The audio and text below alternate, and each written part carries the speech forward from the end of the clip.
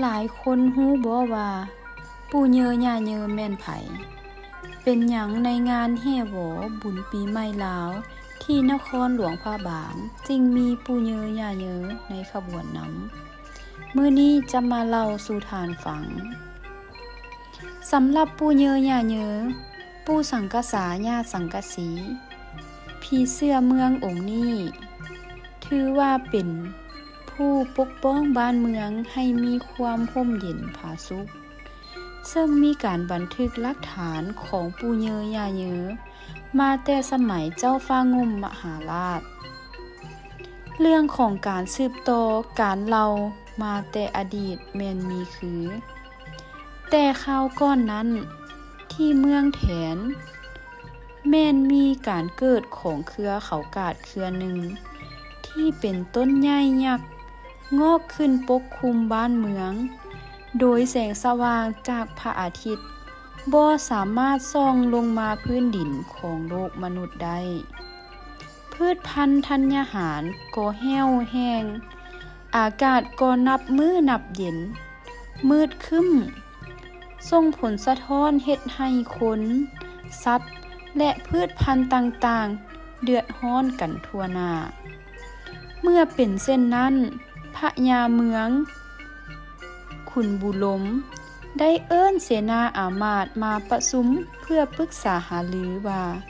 จะเฮ็ดวิธีใดจึงจะตัดเครือเขากาดยักษ์นี้ได้แต่ก็บ่มีไผอาจหารอาสาไปตัดต่อมาบ่ดลก็มีสองผู้เฒ่าได้มาขานอาสาต่อพระยาขุนบุลมว่า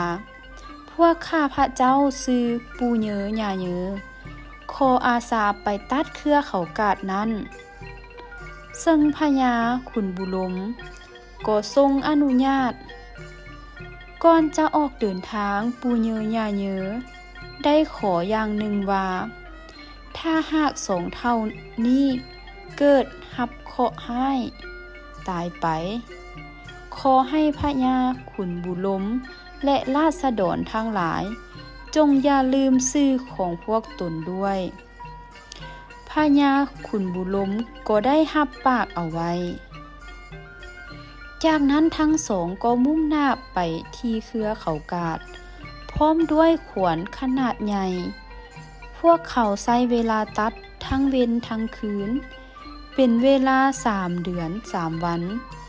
จึงสามารถตัดเครือเขากาดนั้นลงได้แต่ด้วยความใหญ่สูงของเครือเขากาดได้ล้มลงทับผู้เฒ่าทั้งสองตายทันทีแสงสว่างก็กลับมาสู่ผืนแผ่นดินอีกครั้งหนึ่งซึ่งนำเอาความอบอุ่นมาสู่ผู้คนสัตว์และพืชพันธุ์ธัญญาหารต่างๆก็สดชื่นงอกงามขึ้นมาคืนพระยาขุนบุลมพร้อมด้วยราษฎรทั้งหลายได้เฮ็ดพิธีสรีระสังขารของปู่เยอย่าเยออย่างสมเกียรติและฮู้บุญคุณเพื่อเป็นการระลึกเป็นต้นมาคุณงามความดีของปู่เยอย่าเยอคนลาวเฮาจึงตืมคำลงท้ายว่าเยอเยอเยอในคำเว้าของตนเสมอเช่นคำว่าไปเยอเมื่อเยอมาเยอพร้อมนั้นยังได้เฮ็ดหุ่นหรือรูปสัญลักษณ์ทั้งสองเท่านั้นไว้เพื่อเป็นการสักการะนับถือสืบต่อกันมาจนถึงทุกมื้อนี้พอถึงฤดูปีใหม่ลาวมาฮอดก็จะนำปู่เยอย่าเยอออกมาแห่เพื่อเป็นตัวแทนของบรรพบุรุษลาวไปคาบไว้สถานที่ศักดิ์สิทธิ์ต่างๆเช่นวัดเสียงทองหอข้างวัดสุวรรณคีรีวัดมหาธาตุดินของวัดแก้วในอดีตหรือเดินพระธาตุหลวงวัดวิสุทธิ์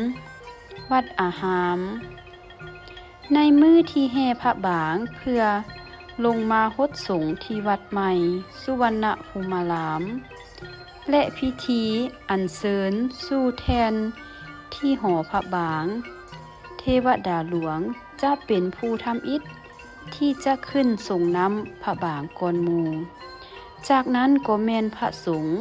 กษัตริย์ เจ้านายหรือการนำ จากนั้นก็แม่นประชาชน เพราะประเพณีนี้แม่นสืบทอดมาแต่สมัยเจ้าฟ้างุ่มมหาราชแล้ว